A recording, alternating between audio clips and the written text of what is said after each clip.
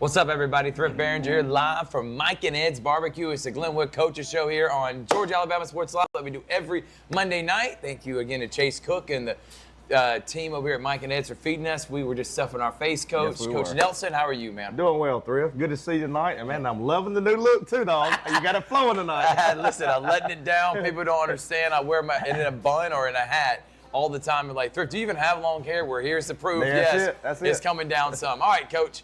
Week number 3 is in the books. Yes, sir. Dominant performance. I told you off air, and we said it on last night's show. It was the bloodbath McGrath game. It was 42-0 at halftime, 53-8. The final score. First off, let's get overall summary. How do you think about your team played, man? Just excited for our football team. Number one, the way we got out of the locker room in the first half, and especially in the first quarter. And, another thing I told our team today, just excited to see our team starting to grow and come together. I mean, we got a lot of guys pulling for each other, pulling for their teammates when they do well. So for me, every team is different. Every team gels different. But I saw last Friday night, I saw us come together a lot more than I saw us coming together in the first 2 weeks of the season. So hopefully that's going to be a good thing for us and kind of a jump start. But I can't say enough about our quarterback, man, and the way he came out and played. Yes, and he came out and I think he finished the game 11 for 11 throws for 245 yards and 4 touchdowns. So what an amazing night for him. No doubt. And this being able to get the ball to our playmakers, Cam Dawson, 3 catches for, I think, 102 yards and 2 touchdowns. Cal Lawrence, a touchdown catch, 2 or 3 catches. Zayden Hart, a touchdown catch. So, just a great night for them. And then, we had the 1-2 punch of Carter Judah and Josiah Clark back there in the backfield, and Carter has some really, really good runs for us. So just kind of offensively, the mix and match, the quarterback playing well, offensive line played the best they've played all year, and they're really starting to gel together. And, just kind of everybody kind of just, getting their piece of the pie and making plays. I was really excited to watch Cam Dawson and Cal Lawrence, just break, long touchdown runs last week. And, I told our staff Sunday, Cam Dawson kind of looked like he was shot off the cannon a few times. No doubt, man. And then on top of that, our defense, after the first drive, they kind of hit us. They went on about an 8-10 play drive, and then we ended up getting a turnover. But after that, they didn't sniff anything. I think they had 89 yards total, led by Josiah Clark with 8 tackles. Jace McMillan, another big game for him with 7 tackles. Tyler Clarity, 4 tackles. So. And then I can't say enough about our little man back there, our safety, Zayden Hart, man. Just a fire plug, spark plug for us. Incredible ball game for him. I mean, listen to this. The kid had a receiving touchdown and made a phenomenal catch in the corner of the end zone on a deep ball. He comes back. He has an interception for us.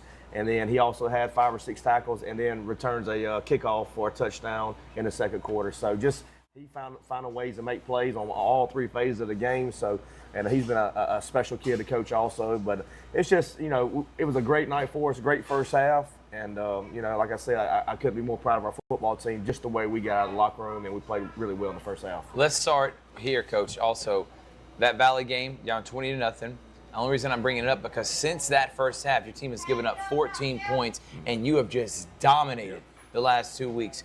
How much credit do you give to Coach McConnell and that coaching staff? Oh, yeah. After that adjustment, the defense has been lights out so far. Well, and the thing about it is, we played Valley, but credit them too. I mean, they got a really good quarterback, and they got some really good receivers too. So they were kind of a part of that. But I can't never say enough about Coach McConnell, Coach Boyd, Coach Bone, Coach King, Coach Gardner, our whole defensive staff, and just having our kids prepared to play, and that's the most important thing. Like I said, we gave up 89 total yards. That's crazy, man. I think we forced 3 turnovers. So that's the thing for me is just we tackled better this past week than we did against Elba too. So there are improvements there. So we just got to keep doing the little things right. And I love it when we can create turnovers and give the offense short fields. And we can get off the field, 3 and out. But the main thing is we did a phenomenal job after the first drive, really stopping the run. Yeah. And can't credit Noah Klein's in there, Klein Edwards, Gray Gardner. So there were just some more guys. And I thought Brandon Niles and Caden Karakutis might have played their best game together in there. And, them are 2 big D linemen that we got that control the running game. So we're very happy to see both of those guys, kind of the Bash brothers in there. And those guys played with a little bit of confidence, a little bit of swag last Friday. So that's always puts a smile on my face to see the big guys doing well. So, again, and then coming out in the second half, we was able to play a lot of the younger guys, and they came in and played really well. Awesome. We took the opening drive down and scored a touchdown with that bunch. And then we came out defensively, and they didn't score on that bunch. So happy to see a lot of those freshmen and sophomores come out because they get to practice every single day and come out and they got a chance to play, and they play well also. So great night to be a Gator last Friday night.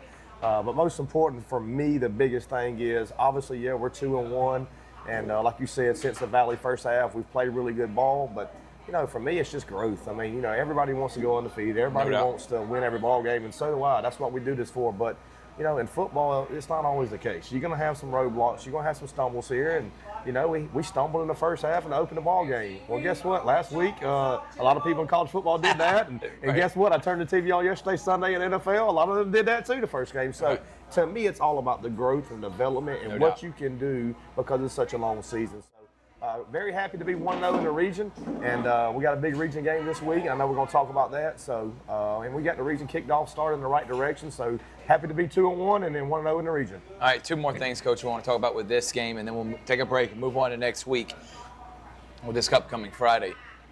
In games that are blowouts like that, how do you keep your team focused? So, what's the mindset at halftime?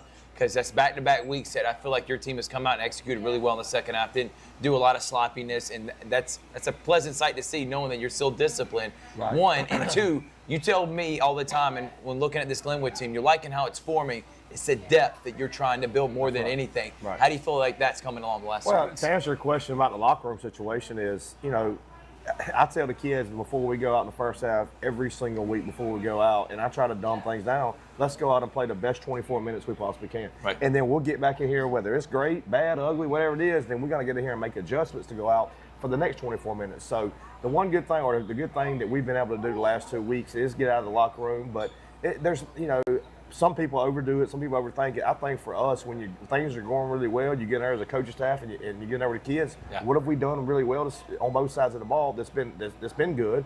What things have we done bad? What do we got to correct or get adjusted? And the last 2 weeks, there hasn't been a whole lot we've had to adjust. So just kind of get out of the locker room and be ready to go. So kudos to our kids for doing that. And then when it comes to the depth thing is, you know, it is what it is.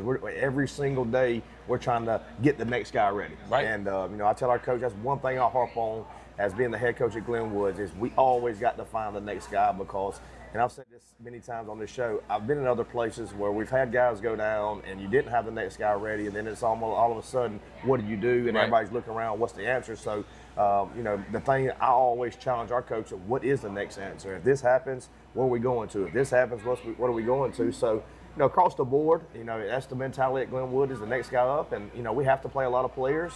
And right now, knock on wood, but, you know, our depth guys have been giving us quality snaps. So, no doubt. You know, we continue to, for those guys to grow. And then hopefully by another month, you know, all them guys are starters too. Right. No doubt about it, Coach. I think in a month, you're going to have Randolph Clay and Lee Scott.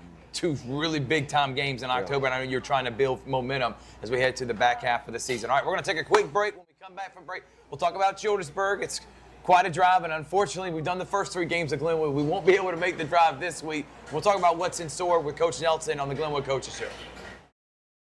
I'm always on the go. But with the Kinetic Credit Union app, Kinetic is always with me. The Kinetic mobile app is virtual banking at its best. With the Kinetic mobile app, I can easily send and receive money, make a deposit, pay some bills, and I can even open up a new account, all from my phone. And I can monitor all my accounts in one place, all on the go. The Kinetic mobile app, energized banking at its best. Kinetic Credit Union, the energy for your dreams. It's a great day for a new Chevrolet from Glenn Smith in Opelika. Silverado and Colorado trucks ready to roll. Get going in a powerful new full-size Chevrolet Silverado with discounts up to $13,500 off. Drive away in the mid-size Chevy Colorado, ready for work or play. Discounted up to $4,000 off. People from all over the USA are going to Glenn Smith Chevrolet. Get ready to drive and get ready to smile. Welcome back to the Glenwood Coaches Show, Georgia Alabama Sports Live. The Glenwood Gators 2-1, back-to-back wins at home. Elba, and then just this past week against BB Comer, first win of the region. Now they go to 1-0. Coach, now you're trying to go to 2-0. Yep. You know, the big region game against Childersburg. They're 0-2, but again, I know you don't care about what the record is when you go into this week. What's the mindset and preparation with them? Well, it ain't gonna change. I mean, our week's gonna be the same. We doing a Monday practice just like we did last week, the week before, the week of Valley. So that don't change. I just think the biggest thing is for us is we got a first road trip, so we got to handle that. And then like I just said, we got to find a way, whatever it takes for us, to get out of the locker room in the first half and try to play the best first half we can. So.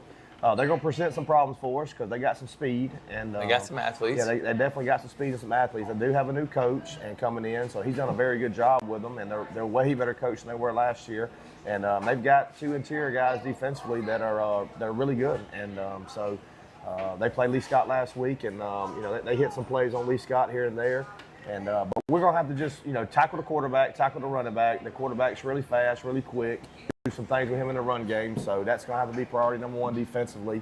And then, for us offensively, they get a lot of multiple looks. I mean, they're going to be off the edge. They're going to be bringing a lot of linebackers. They base out of a stacked defense, so it's sometimes looks like they got a lot of players on the field, and they're kind of coming from everywhere. So for us, we just got to be sound in what we're doing and continue to try to run the football. That's the big thing. That's one thing we've been able to do since the Valley game is really run the football.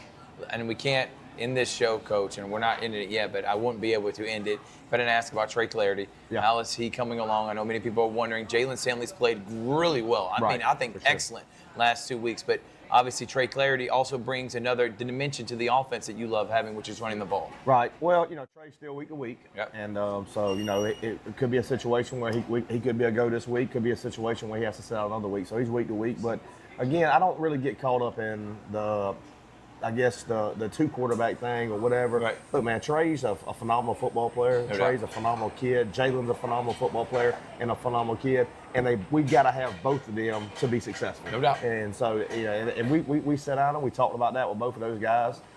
It's a long season. No matter what, we're going to want to have 2 to 3 quarterbacks. So, right. When Trey will get back, when he's healthy, and then when he gets back, you're probably going to see both of them play. But right now, not solely worried about none of that right now, just what we got to do this week and to win a football game against Childersburg. Yeah, and talk about the running game. Do you feel like the progression, the offensive line, you talked about defensively, the 2 guys, Niles up front, that did a good job stopping the run. How do you feel like the offensive line's coming since that week 1? It's been like almost a whole different. I guess a book has closed and another one's open. So I thought Ethan Henderson might have played his best game of his career last Friday night. But not only him, you sitting there with Davis Litton and Hunter Hall and Brandon Niles and Cooper Favors and Big Aaron Carter. And, we're starting to build some depth there. Those guys have really played good ball the last 2 weeks. Yep. And, I think the first game, a little bit of Valley's defensive line had a little bit of us playing bad. Yeah. They were very quick. They were very big. But, again, like I told you, it was a good test for us to play them because it made us better. No doubt. And so with us having to go against them early in the year, it made us go back to do some little things that we had to do. But can't say enough about Coach Tyler Martin and Coach Ron Nelson what they've done with our offensive line since week 1. And so just continue to want to see them grow and see them backs grow and continue to run that football. And then we can really, the quarterback can settle down when you're able to run the ball. Yeah. And then he can get back there and they can do what they need to do in the throw game. All right, Coach, preparation this week, are we focusing on the run game? What is it? Is it being balanced? What's the message this week for your guys in trying to dominate? Well, we're going to do what we do. I mean, like I told you before, everything's system-based with us. Right. And so, we're going to do what we do, try to play fast. But we always strive to be balanced. And but a lot of that has to do with what the defense gives us. No doubt. If they're going to pack the box, we got to throw the football. If they're going to lay back on us, we got to run the football. So big numbers game always for me.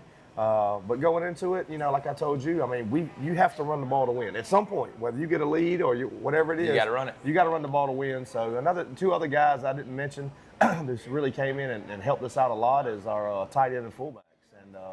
And Noah Klein plays inside linebacker for us as well as Greg Garner, and they came in at several times and gave us a little thump playing our fullback position and our tight end position. So them are 2 other guys that have really been able to help our offensive line just road grade and run the ball. So. But just moving forward this week, we just, we want to be who we are offensively. And defensively, I want us to continue to play aggressive, continue to try to create turnovers, and just want to get on the road and go to Childersburg and find a way to win by 1 point and get out of there and get back 2-0 and move on to the next one next week. Yeah, and by the way, next week is against Beulah. That will be our game of the week on Georgia Alabama Sports Live. I look forward to being back at the Swamp, calling that one, Coach. A-team in the building, baby, as you like to say.